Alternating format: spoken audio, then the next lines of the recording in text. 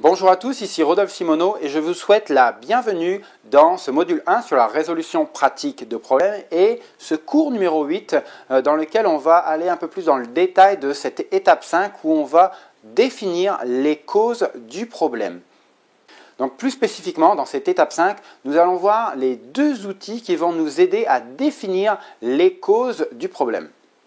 Donc je vous rappelle que dans le cadre de cette démarche de résolution pratique de problèmes, on est sur une problématique critique pour l'organisation, moindrement complexe, parce qu'on n'a pas été capable de la résoudre par nous-mêmes, en tout cas en tant qu'individu, qu'on soit salarié ou opérateur, on n'a pas été capable de la résoudre de manière durable, en tout cas. Les bandes de problèmes n'ont pas apporté de solution durable non plus, donc on est à un niveau critique pour la résolution de problèmes. C'est un problème d'une certaine envergure qui pose problème à l'organisation, aux personnes expertes,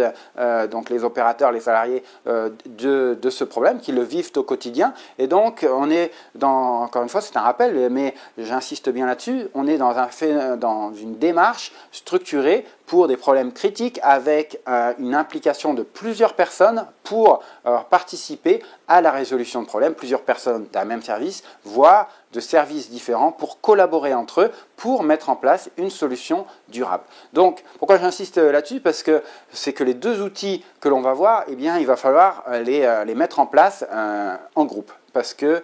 ce sont des outils collaboratifs qui vont permettre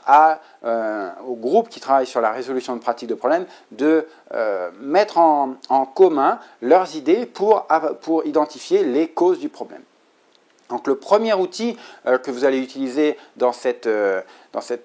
identification des causes du problème, c'est ce qu'on appelle le brainstorming, terme en anglais, le remue-ménage, traduction peut-être une traduction française. Ça consiste ni plus ni moins qu'à se regrouper donc tous ensemble, l'équipe qui travaille sur la résolution pratique de problèmes, et à générer des idées, à laisser son esprit vagabonder, entre guillemets, sur différentes idées qui peuvent être à l'origine de donc ces causes de problème, c'est identifier les origines du problème, les causes du problème et les différentes solutions, améliorations associées. Donc, une séance il n'y a pas besoin de faire de formation nécessairement sur le brainstorming en tant que tel. On est là vraiment pour se mettre en groupe, partager des idées et discuter entre nous pour identifier des causes aux problèmes et des opportunités d'amélioration par rapport aux causes identifiées. Donc ça, c'est le premier outil. Et de manière à structurer un petit peu ce brainstorming, de manière à ne pas partir dans tous les sens et en même temps être structuré, vraiment couvrir tous les différents aspects de l'organisation, eh bien on va pouvoir utiliser aussi le diagramme d'Ishikawa. Donc le diagramme d'Ishikawa va nous permettre par catégorie, en utilisant des catégories, de réfléchir par rapport à ces catégories à des causes du problème dans ces catégories. Donc c'est les 6M ou 4M ou 5M, peu importe,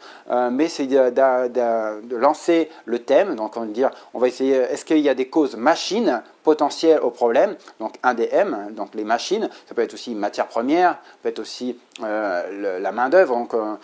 on va y revenir sur ce diagramme d'Ishikawa dans un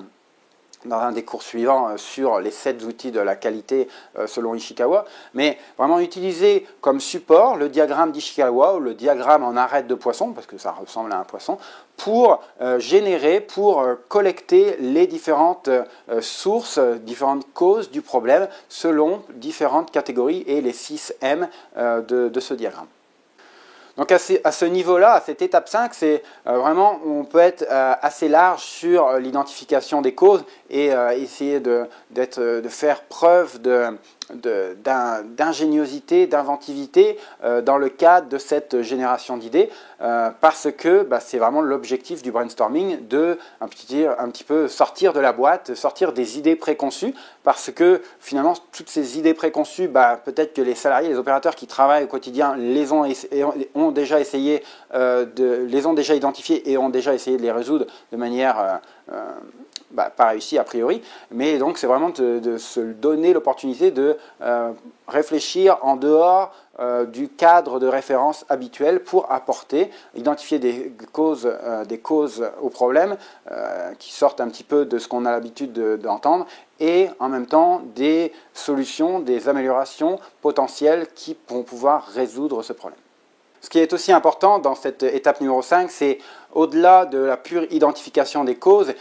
c'est aussi de manière collective, une fois qu'on a identifié suffisamment de causes potentielles, c'est de manière collective s'entendre sur le fait que ces causes-là peuvent avoir un effet sur le problème ou non. Et donc on va mesurer l'impact en utilisant des symboles avec une croix rouge pour identifier un impact direct sur le problème, un triangle orange pour identifier un impact indirect, en tout cas pas nécessairement évident, et un rond vert sur le fait que cette cause-là n'a a priori pas d'impact, mais on souhaite la garder parce qu'il y a peut-être un doute à un moment donné qui permet de la conserver éventuellement pour la suite de l'enquête, la suite du raisonnement sur la résolution de problèmes. Donc utiliser sous forme de vote par exemple ces différents pictogrammes de manière à amener, en tout cas à prioriser les différentes causes que vous avez identifiées lors de cette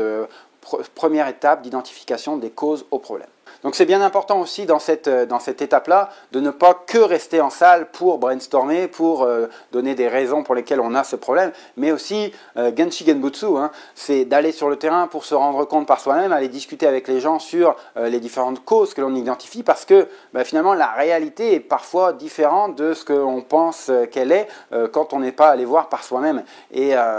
finalement, encore une fois, cette dimension de Genshi Genbutsu entre en ligne de compte à tous les niveaux, à toutes les étapes en tout cas, de cette démarche de résolution pratique de problèmes.